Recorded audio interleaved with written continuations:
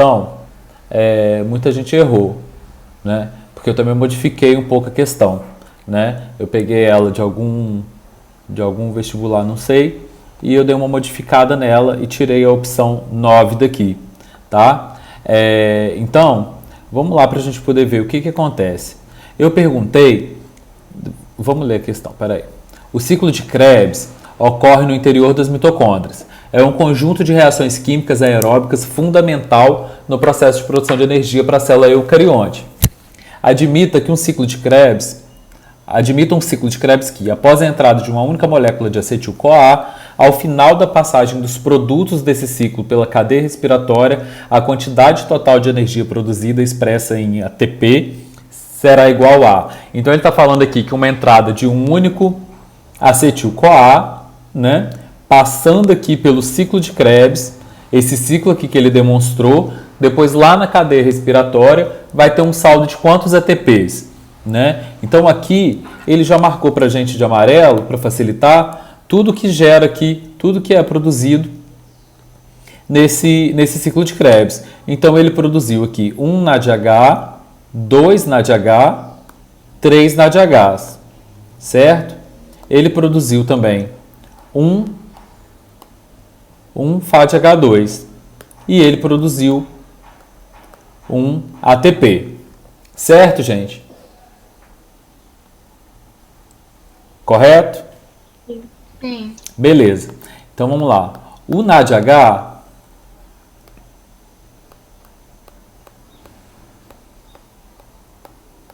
quando ele vai lá para a cadeia respiratória para a última etapa, cada NADH ele dá origem a quantos ATPs? Você lembra aquela continha?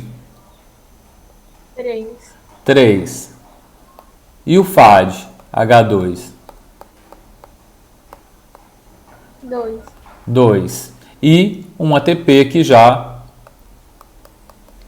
que foi produzido direto. Certo? Uhum. Então, se cada NADH produz 3 ATPs e eu produzir aqui 1, 2, 3 NADHs, 3 vezes 3, 9. Certo?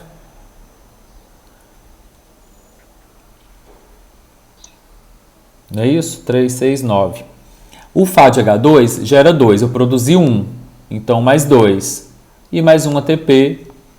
Então, saldo total de 12.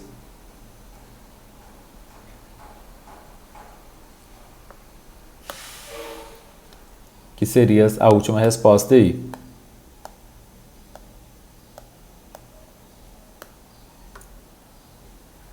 Beleza, gente? Sim. É porque eu peguei essa questão de algum vestibular, alguma coisa, e lá tinha uma pegadinha também, que eu tirei a pegadinha e eu acabei pegando vocês, né? Porque lá estava perguntando assim, na outra questão, estava perguntando assim, no ciclo de Krebs até a formação do fumarato, quantos ATPs vão gerar lá na cadeia respiratória? Então, até a formação do fumarato, não entrava esse NADH aqui. Então, era menos 3. Então, a resposta certa era 9. Entenderam? Mas eu tirei essa opção até o fumarato. Eu coloquei o ciclo completo. Então, tem mais um NADH aqui. Então, é mais 3. Entenderam? Sim. Vocês têm que ficar atentos quando forem ler a questão, porque igual estava lá assim, na formação do ciclo até o fumarato. Então, até essa formação aqui. Então, quer dizer, aqui para cima ele não quer saber. Então, esse NAD não entrava. Tá? É só para vocês ficarem atentos aí, porque às vezes pode ter esse tipo de pegadinha. Tá joia, gente?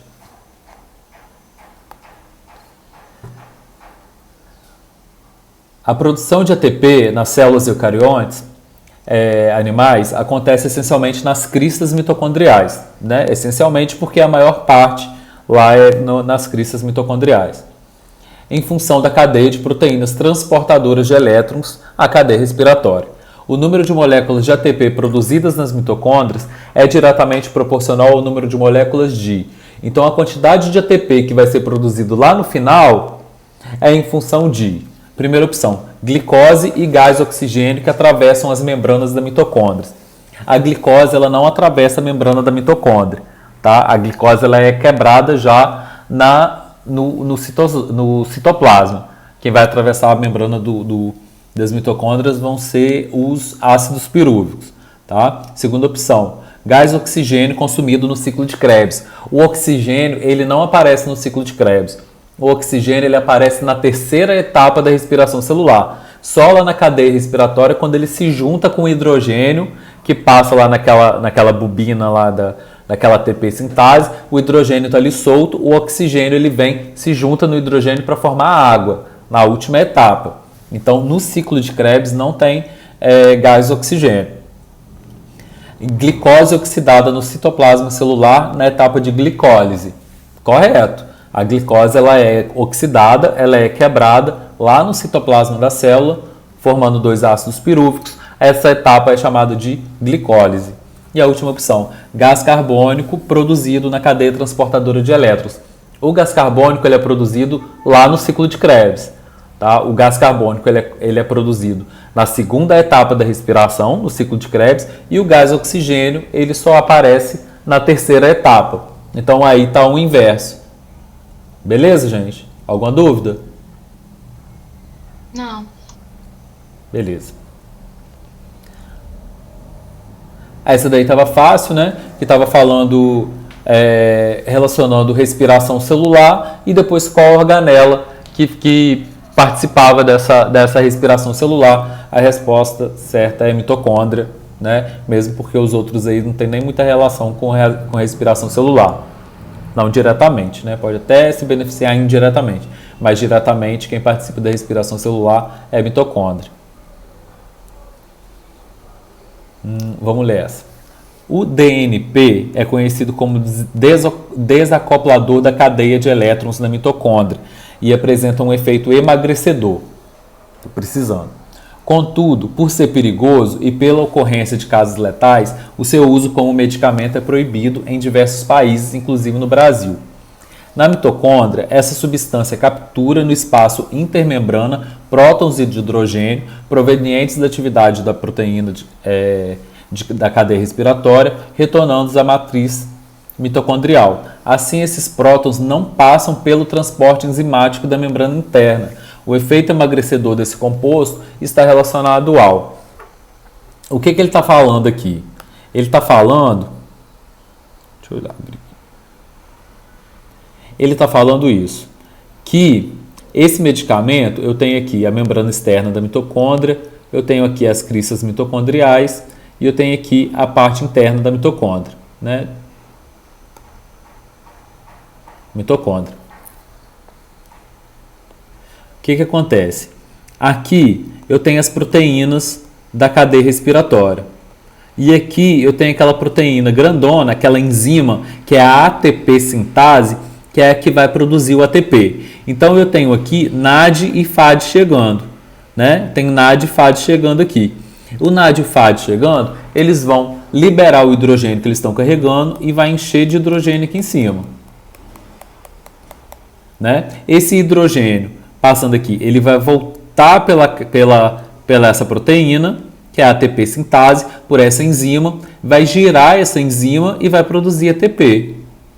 Tá? O que ele está falando que esse medicamento faz é que ele inibe essa enzima.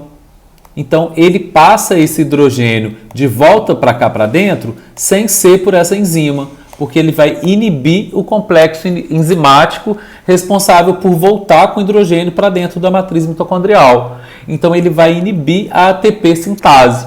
Então, ele vai inibir a produção de ATP. Tá? Vamos ver. Vocês conseguiram entender isso? Eu consegui. Espera aí que eu abri o slide errado. Não, é isso mesmo. Qual questão que é essa? Então, vamos ler de novo. Pode ser perigoso pela ocorrência de casos letais. O seu uso como medicamento é proibido em diversos países. Na mitocôndria, essa substância captura no espaço intermembrana O H+, proveniente da atividade das proteínas da cadeia respiratória, retornando-os à matriz mitocondrial. Assim, esses prótons não passam pelo transporte enzimático na membrana interna. O efeito emagrecedor desse composto está relacionado a bloqueio das reações do ciclo de Krebs? Não, porque ele está bloqueando a proteína lá da cadeia respiratória, da última etapa. Então, não tem a ver com o ciclo de Krebs. Já passou pelo ciclo de Krebs. Diminuição da produção de acetil-CoA? Não. Se ela é cadeia respiratória, a produção de acetil-CoA é lá no ciclo de Krebs. Inibição da glicólise de ATP? Não tem glicólise de ATP, né? Glicólise é quebra da glicose. Mas isso daqui também acontece lá no citoplasma no começo. A última aí, redução da produção de ATP, resultando em maior gasto de celular de nutrientes. Então a resposta é redução na produção de ATP, já que vai inibir a proteína, a enzima, que vai... Como que eu sei que é enzima? O nome já diz, ATP sintase. Lembra que geralmente a enzima termina com ase, né? DNase, que quebra DNA, protease, que quebra proteína. ATP sintase é aquela que vai sintetizar ATP, tá? Uai, tem branco? Será que vai aparecer ainda? Beleza. Aqui quais estão certas, né? Na respiração celular, o gás oxigênio atua como agente oxidante de moléculas orgânicas. As afirmativas a seguir estão relacionadas a esse processo. Os produtos finais da respiração celular são moléculas de gás carbônico e moléculas de água. Beleza, certo, né? A degradação da glicose na respiração celular, acontece em 3 etapas: glicólise, ciclo de Krebs e fosforilação oxidativa. Certinho, né? O ciclo de Krebs também é chamado de ciclo do ácido cítrico e fosforilação oxidativa também é chamado de cadeia respiratória. O saldo energético líquido da primeira etapa da respiração celular é de 2 ATPs por molécula de glicose, certo? Porque ele consome 2 e produz 4. Então, o saldo fica de 2 ATPs. O oxigênio é necessário em todas as 3 etapas da respiração celular. Não, o oxigênio ele só aparece na última etapa, pegando aqueles hidrogênios que sobram lá para poder formar água. Nas células eucarióticas, o ciclo de Krebs, uma das etapas metabólicas da respiração celular, acontece no citosol. Não, nas células eucarióticas o ciclo de Krebs acontece dentro da mitocôndria. Tá? No citosol acontece a glicólise. Então, 1, 2, 3. Não é isso? 1, 2 e 3. A terceira alternativa aí. Certinho, gente? Sim. Sim. Beleza. Então, nós vamos falar hoje, gente, de fermentação. É um processo muito bacana.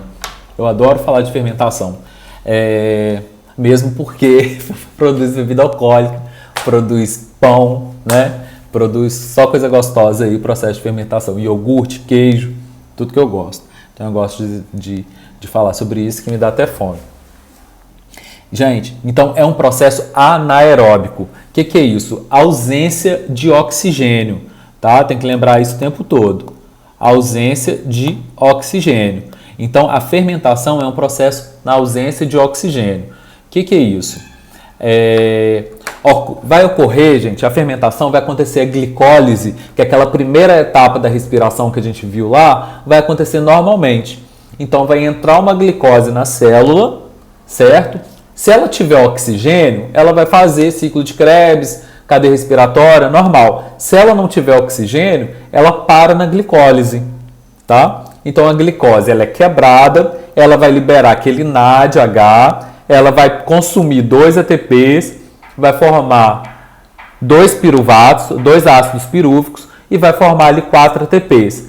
Como consumiu 2 e produziu 4, o saldo final da glicólise aí, da primeira etapa da fermentação vai ser 2 ATPs, 1 NADH e 2 ácidos pirúvicos. Beleza? A diferença é que a fermentação para por aí. Então, qual que é o saldo de ATP da fermentação? 2 ATPs. Tá? Então, um organismo que ele faz fermentação, ele só produz por glicose 2 ATPs. tá? Enquanto o organismo que faz respiração celular, ele produz 38 ATPs, né, que nós vimos. Então, se um organismo ele faz respiração, 38 ATPs. Se ele vive na ausência de oxigênio e tem que fazer um processo de geração de energia anaeróbico, do tipo fermentação, ele vai produzir só 2 ATPs. A diferença é que ele tem que reoxidar esse NADH. Esse NADH ele é oxidado, o NAD transforma em NADH, só que depois esse NADH ele tem que voltar a ser NAD de novo. Tá? Ele não pode ficar assim da forma reduzida, ele tem que reoxidar. Então, e esse ácido pirúvico ele se transforma em um outro produto. Tá? Então é isso que nós vamos ver. Então, ó, após a quebra da glicose em 2 ácidos pirúvicos, os NADHs que estão reduzidos precisam se oxidar e os piruvatos se transformam em um produto qualquer. Então, eu tenho lá a glicose, 6 carbonos, né? Ela vai entrar no citoplasma. Essa glicose ela vai ser quebrada em 2 ácidos pirúvicos, vai produzir um NADH, né? Vai reduzir um NADH e vai produzir 2 ATPs no saldo final, já que produz 4 e gasta 2, né? Só que aí depois esse ácido pirúvico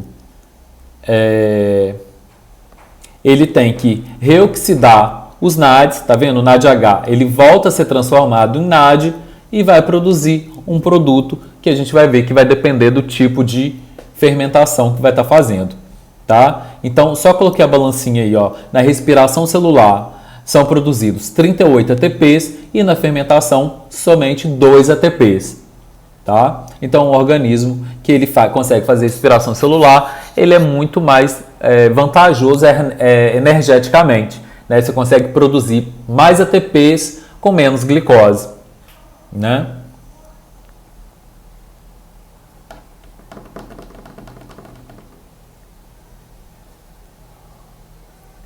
Beleza. Então, tipo de fermentação. Os 2 tipos de fermentações mais importantes vai ser a fermentação alcoólica e a fermentação lática, tá? O que essa fermentação alcoólica vai fazer? Ela é feita por algumas leveduras e bactérias. Lembrando que levedura, gente, é um tipo de fungo unicelular, tá? Então, são feitos por alguns fungos e bactérias na fermentação alcoólica. A glicose, então, ela é quebrada em 2 ácidos pirúvicos. Esse ácido pirúvico, então, ele libera ácido pirúvico de 3 carbonos, né? Ele vai liberar um carbono na forma de gás carbônico, tá? E o produto vai ser o etanol, tá? O álcool etílico. Então, o que acontece? Na fermentação alcoólica, a glicose entra na célula, ela faz aquela parte de glicólise ali, ela quebra em 2 ácidos pirúvicos e esses ácidos pirúvicos eles vão se transformar em álcool etílico, em etanol, tá? E vai liberar um carbono na forma de gás carbônico. Então, os produtos da fermentação alcoólica vão ser álcool etílico e gás carbônico. A fermentação lática também é feita por algumas bactérias e as nossas células musculares. Então, a gente faz essa fermentação lática no nosso músculo também. Eu vou explicar para vocês quando, tá? E o produto vai ser ácido lático. O piruvato ele vai se transformar em ácido lático. Na fermentação lática não tem formação de gás carbônico, tá? Só na fermentação alcoólica. E o rendimento de 2 ATPs, igual eu falei que a fermentação ela só produz 2 ATPs. Fermentação alcoólica. Vai.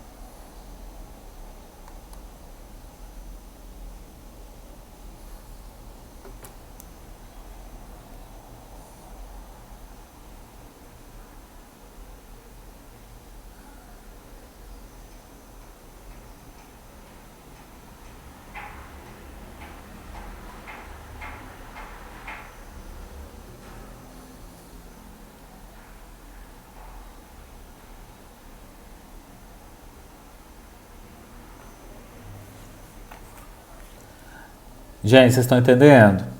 Não sei o que aconteceu, caiu aqui sozinho. Pera aí. Deve ter sido a internet. Não, eu acho que eu cliquei no... Porque eu tô no tablet, eu acho que eu cliquei no botão do lado aqui, sabe? Aquele botão que fecha tudo. Eu acho que foi isso, que eu tava mexendo muito na tela aqui. Acho que eles não acompanhou meu raciocínio. E a movimentação toda aqui. Gente, então vamos lá. Ó. A fermentação alcoólica é um tipo de fermentação realizado por diversos micro-organismos, sendo os mais comuns as leveduras, fungo. Tem uma levedura que chama Saccharomyces cerevisiae, que é utilizado para fazer cerveja, fazer bebida alcoólica, é o mais famoso, não precisa saber. Em ausência de oxigênio, anaerobiose. As leveduras realizam a glicólise, formando ácido pirúvico. Este, por sua vez, é convertido em álcool etílico, liberando uma molécula de CO2 e reoxidando os NADH, que volta a ser NAD, liberando lá o hidrogênio. Então, ó, fermentação alcoólica. A glicose, né, vai entrar no citoplasma, aquele processo todo que a gente já sabe, vai formar os dois ácidos pirúvicos. O ácido pirúvico, então, ele vai liberar o CO2 e vai formar o etanol. Tá? Então, qual que é a importância econômica? Isso é o mais importante. Qual que é a importância econômica da fermentação alcoólica? Produção de bebidas alcoólicas. Então, as leveduras elas são utilizadas para a produção de bebidas alcoólicas. Uma fonte de glicose é utilizada para fermentação. E ocorre a geração de CO2, que é liberado para o ambiente e é produzido álcool. Né? Então, o que acontece? Eles fazem uma fonte de glicose, né? o micro-organismo necessário para poder fazer a fermentação e obtém o produto. Né? Esse aqui do lado esquerdo são as leveduras, né?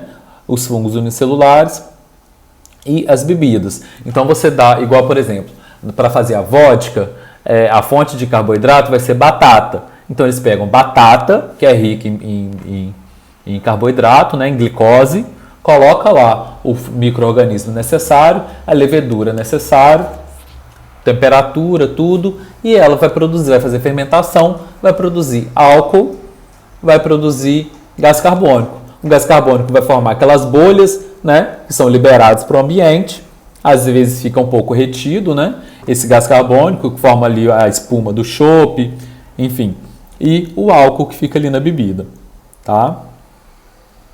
Eu acho que eu já falei isso com vocês, é sobre a Maria Louca, né? Que é uma bebida, tipo uma cachaça que eles fazem dentro da cadeia. Uma garrafa custa quase R$200 e eles fazem lá com o que eles têm.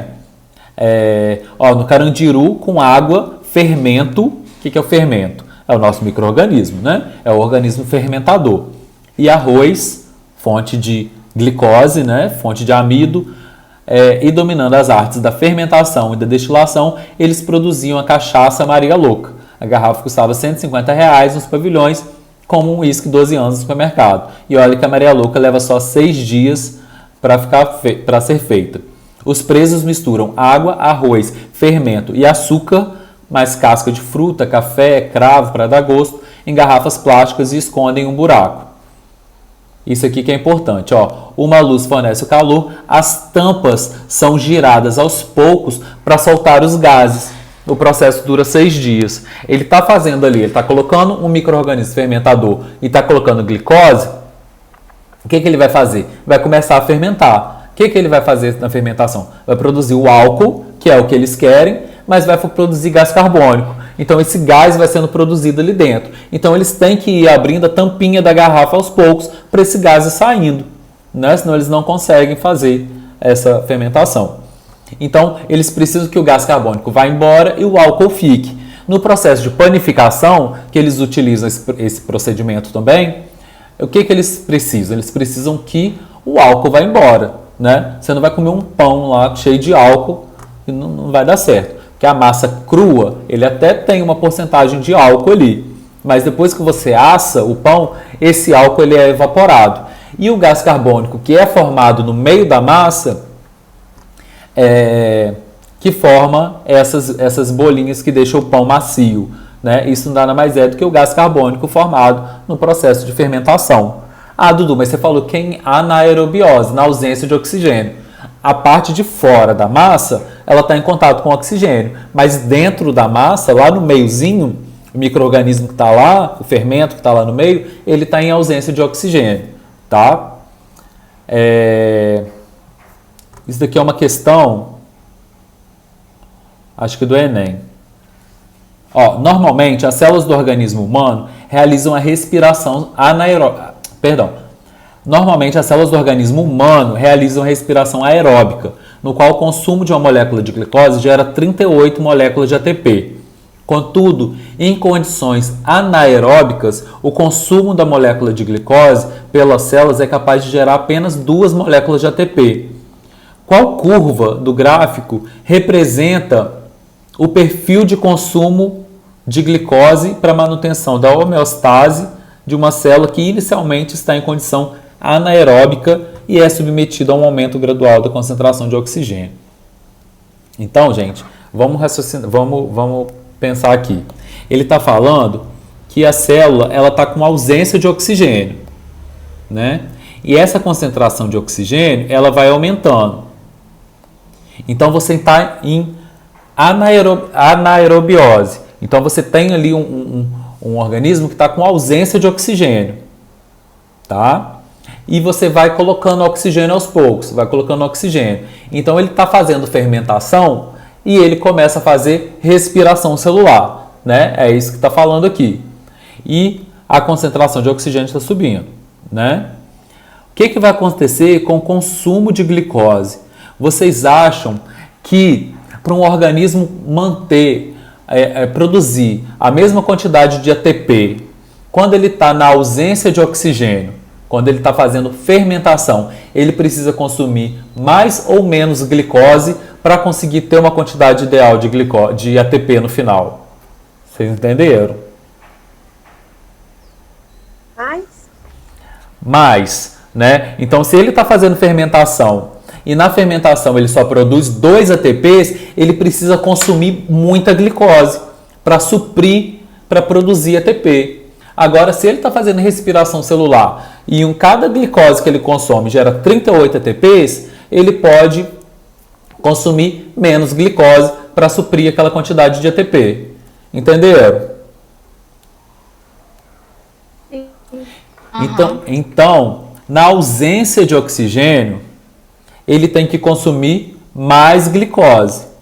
E na presença de oxigênio, menos glicose. Então, qual curva aí vocês acham que representa isso que ele está falando aí no enunciado? 1, 2, 3, 4 ou 5? A 2? Alguém discorda? Todo mundo concorda?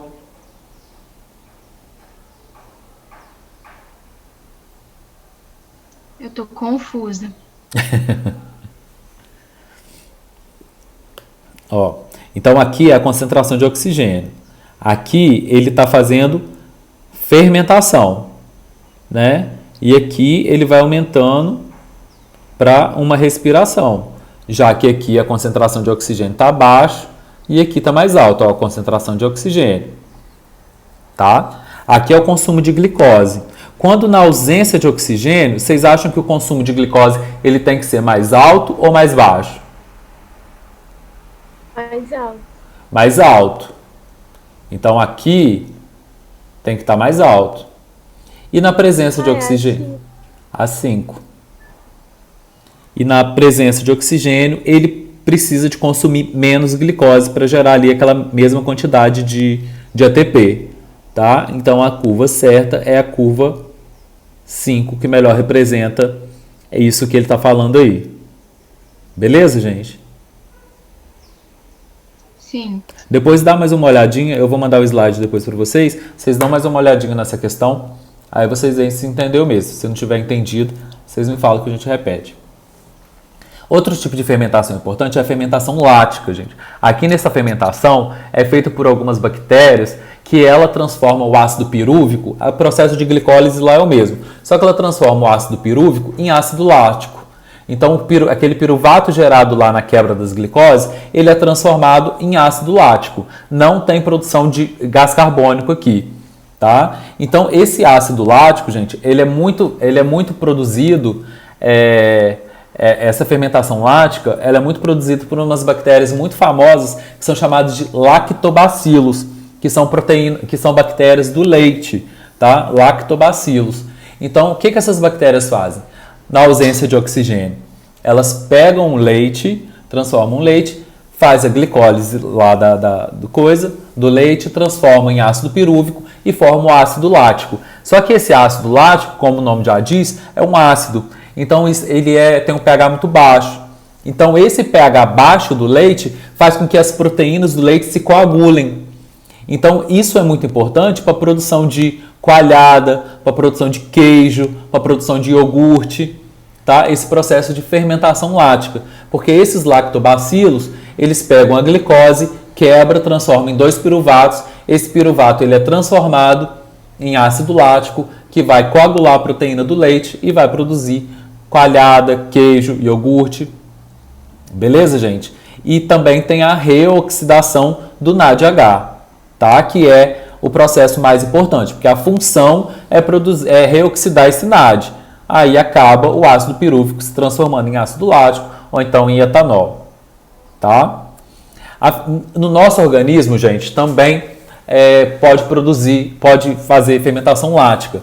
O que acontece? Quando a gente está em atividade muito intensa, a Larissa aí agora que está em força total na academia, que eu estou vendo aí, quando você faz atividade muito intensa, o seu corpo ele começa a aumentar o bombeamento de sangue para mandar oxigênio para as células musculares, para a célula poder fazer respiração celular e gerar ATP para poder contrair os músculos, né? Só que se você entra numa atividade muito intensa, o seu corpo não consegue suprir essa necessidade de oxigênio para os músculos. Então acaba que a glicose que está lá dentro da célula, ela começa a fazer fermentação lática, porque não tem oxigênio para ela fazer respiração, porque o corpo não consegue mandar a tempo.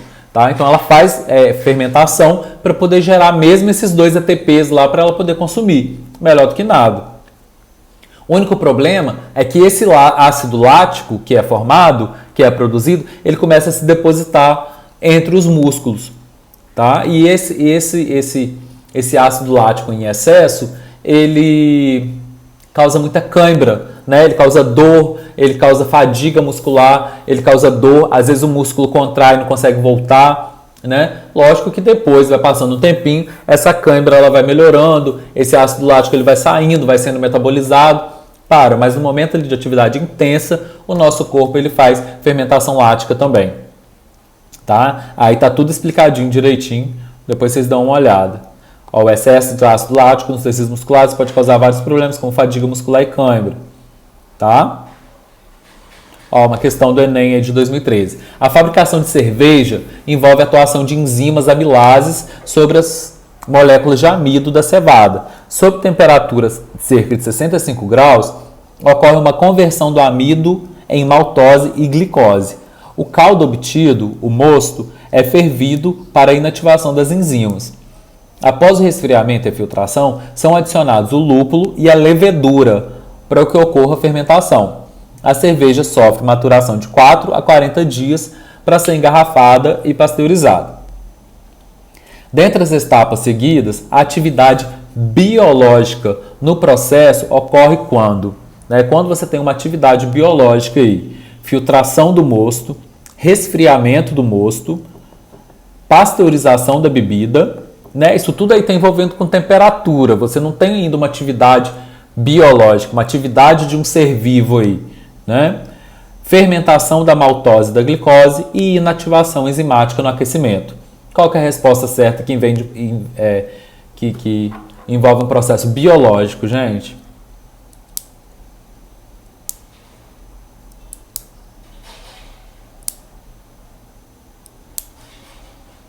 Não? Ninguém? Eu chutaria D, porque eu não entendi muito essa questão. Tá. Eu também. Ele tá falando aí do processo todo da produção da cerveja. Aí no final ele fala assim, dentre as etapas a seguir, quais envolvem um processo biológico, uma atividade biológica. Quando ele fala atividade biológica, ele está falando de algum ser vivo que está tendo uma atividade ali, uma atividade biológica, tá? Quando você fala filtração do mosto, você está filtrando o negócio, você está pegando o negócio e filtrando. Você não está tendo atividade biológica ali, tá? Resfriamento do moço. Está resfriando o negócio, né? Pasteurização da bebida. A pasteurização é quando você coloca a temperatura lá em cima, abaixa a temperatura, sobe a temperatura e você tem um processo aí de matar micro-organismos indesejáveis aí. Na cerveja, no leite, né? Tem um processo de pasteurização. Fermentação da maltose. Quando você tem fermentação, você não tem aqueles micro-organismos lá que eu falei das leveduras, que elas fazem a fermentação, que a fermentação ela é feita por micro-organismo, por levedura. Uhum. Então, a atividade biológica é a fermentação. Quando a gente vai comprar fermento, a gente não vai comprar fermento biológico? O fermento para fazer pão? Eu preciso de fermento biológico. Porque você está comprando micro-organismo ali para fazer o pão. Não é aquele pó royal, não. Aquele é fermento químico. Quando você vai falar, mas tem que ser fermento biológico. Você está comprando ali as leveduras responsáveis por fazer fermentação, processo de fermentação. Está tendo uma atividade biológica ali no seu pão que você está preparando. Tá joia, gente? Sim. Aqui está falando, ó. Um dos processos biotecnológicos mais antigos, isso é Enem também, tá, gente? Mais antigos é a utilização de micro-organismos para a produção de alimentos. Num desses processos, certos tipos de bactérias anaeróbicas utilizam os açúcares presentes nos alimentos e realizam sua oxidação parcial, gerando como produto final a reação o ácido lático. Então, está falando que algumas bactérias fazem a fermentação e tem como produto o ácido lático. Qual produto destinado ao consumo humano tem sua produção baseada nesse processo, que tem como produto o ácido lático? Pão, vinho, iogurte, vinagre e cachaça.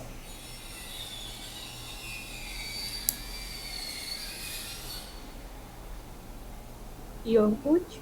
Iogurte, né? Porque se ele está falando que o produto final é o ácido lático, ele está falando de fermentação lática.